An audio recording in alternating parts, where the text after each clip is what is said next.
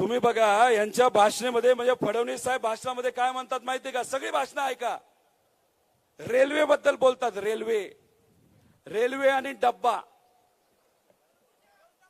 4 नंतर डब्बाच होणार आहे भाजपचं, मी तुम्हाला सांगतो. अहो ते म्हणतात मोदी साहेबांची एक ट्रेन आहे आणि त्याच्यामध्ये विकासाचा डब्बा आहे. अहो मला त्यांना सांगायचंय, तुमच्या ट्रेनचं नाव करप्शन एक्सप्रेस आहे. त्याच्यामध्ये फर्स्ट क्लास आहे, सेकंड क्लास आहे आणि जनरल डब्बे सुद्धा आहेत. जो जास्त भ्रष्टाचार करतो तेवढा चांगला डब्बा त्यांना मिळतो. आता बाकीच्यांचं मी बोलत नाही, पण या जिल्ह्याच्या नेत्यांचं काय बोलायचं? फर्स्ट क्लास मध्ये आहेत का सेकंड क्लास मध्ये आहेत का जनरल मध्ये आहेत? कुठल्या क्लास मध्ये आहेत? फर्स्ट क्लास मध्ये आहेत का नाही? म्हणजे तुम्ही भाषण तर लोकांच्या हिताचं करत नाही, पण डब्बे, रेल्वे. अहो हे देवेंद्र फडणवीस साहेबांना काय झालं मला माहित नाही. ते काय म्हणतात, विकासाच्या मुद्द्यावर तुम्ही आम्हाला मतदान करू नका. मोदी साहेबांनी कोरोनाच्या काळामध्ये लस आणली म्हणून तुम्ही मतदान करा. अहो देवेंद्र फडणवीस साहेब, तुम्ही 1970च्या आसपास जन्मला असाल. 1972ला पोलिओची लस आली.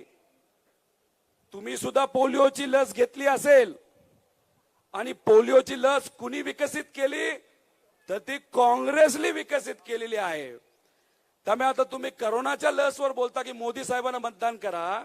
मी तर म्हणेल देवेंद्र फडणवीस साहेब, पोलिओची लस तुम्ही घेतली ते सुद्धा लहानपणी घेतली आहे आणि काँग्रेसचे तुमच्यावर उपकार आहेत. त्यामुळे याच्या पुढच्या ज्या कुठल्या सभा असतील तुम्ही कुठेतरी काँग्रेसचाच प्रचार केला पाहिजे, असं आमच्या सगळ्यांचं मत आहे.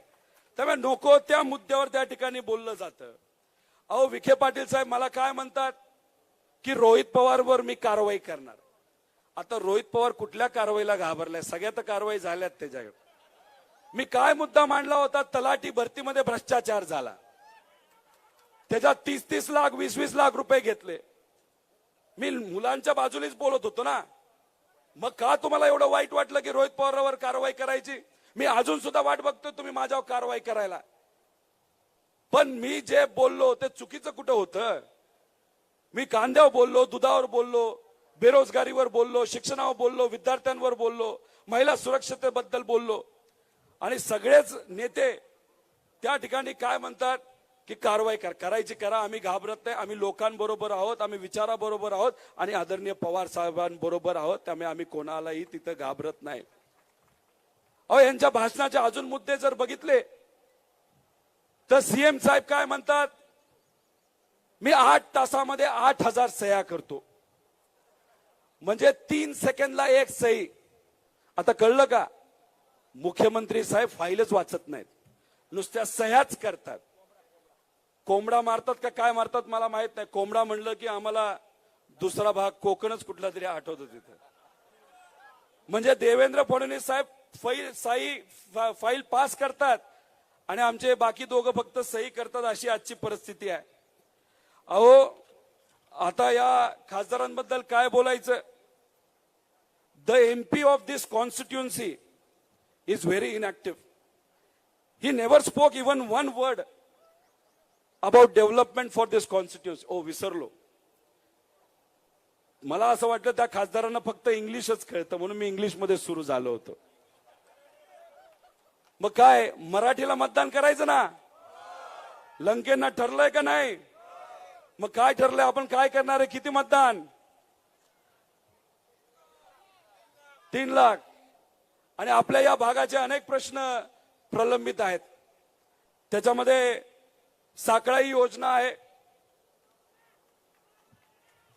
त्याच्यामध्ये खासदार इथं बोलले होते की जोपर्यंत ही योजना सुरू होत नाही तोपर्यंत मी फॉर्म भरणार नाही. अहो ही योजना सुरू नाही, मंजूर सुद्धा नाही झाली तरी तुम्ही तिथं फॉर्म भरला आहे, म्हणजे कुठेतरी लोकांना तुम्ही फसवलेलं आहे.